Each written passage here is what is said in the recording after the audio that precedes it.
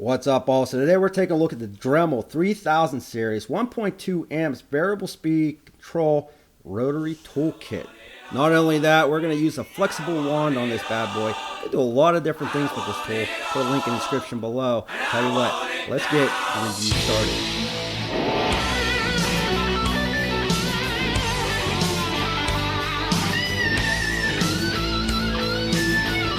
Now, if you're a part of our Instagram channel, you know that we do a lot of American flag making on there. We do actually sell a lot of these, and a lot of people try to get into selling these themselves. So the Dremel 3000 is an excellent tool to get into the shop and actually carve out your stars with, which I'm going to show you. Now, you can do a lot more than just carving. You can do polishing, you can do grinding, all that good stuff. But what do you get with it? You get the hard case. The shaft does not come with this. I bought this separately. I think it ran me about $25. With the Dremel 3000, basically what you're going to get, the link I have in the description, you're going to get a lot of different bits. You're going to get the collets, all that good stuff. But all you got to do basically is pop that on, tighten it down. When you throw your bit in there, just tighten it up, and that's it. Now, that being said, when you get the tool by itself, it's sort of a pain to actually do carving with. It's possible, but the reason why I went out and bought that flex shaft, and I'm going to show you how to install here in about 2 seconds, it really makes things a lot easier. So all you got to do is take off that headpiece right there. This is what it looks like. You're going to get that other collet right here that you're just going to tighten down. Now, you got to be careful when you're operating this. If you take this on and off and on and off, I had one that actually had grease go all over the place, really had a mess with it. So me personally, I just leave this thing on there. I don't mess around with it too much. Was a little bit disappointed when that thing broke on me. I took it back, they replaced it at the Home Depot, but I got a new one. It's been working great because I haven't really been taking it on and off. But just tighten that down like so, and now when you go to turn this thing on, it's actually going to start that head up. Now, if you're wondering what that little button is, that's basically a lock button. You want to take that bit out, put a new one in, just push that button there, locks the head, you can unloosen that collet, and you just slide a new bit in. So what we're going to do is some carving. We just got our star stencil here. We're going to hit it with a pencil. We're going to trace around it. We're going to carve a couple of these out for you. I'll let you hear what this thing sounds like and what it looks like when it's actually carving. What we got is a bunch of traced out stars that we have to hit in the edges first. So we're going to go around the trace with a smaller bit. So we're going to pop this one out.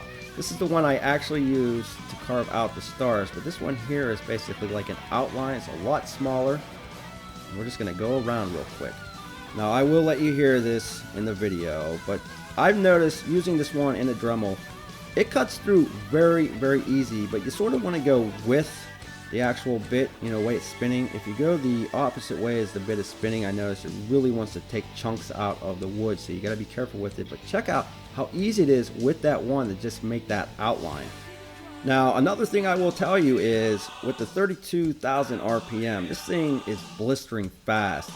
But what's really cool about it is when you use the wand, even though the actual tool itself weighs about 3.3 pounds, when you attach the wand to it, it's basically weightless. I mean, it's extremely easy to use with that wand.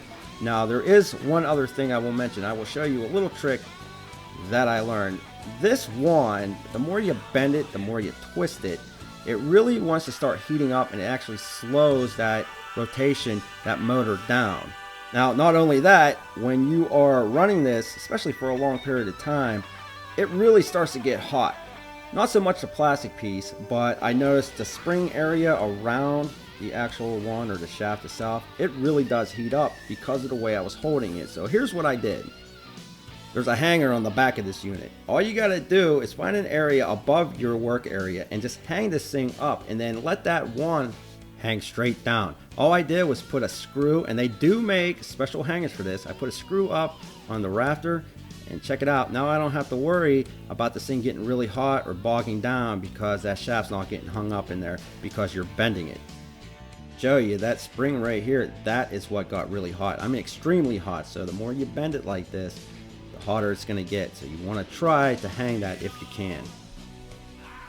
Now, we did some tracing on the outline. A lot of those stars, very simple to change out that bit. All you got to do, loosen that up, put the new one in, tighten it up. Now we can actually start carving out the inside of these stars. So you can start this out very slow. You can go to 5,000 RPM up to the 35,000 RPM. All you got to do is flip that switch and adjust it depending on what your work needs. Well, the sizes that you can put in here is 1/32 up to 1/8 of an inch. Now I usually keep this up on high. It doesn't have any issues keeping up. Definitely enough power to get the job done. Basically whatever you're trying to do with it.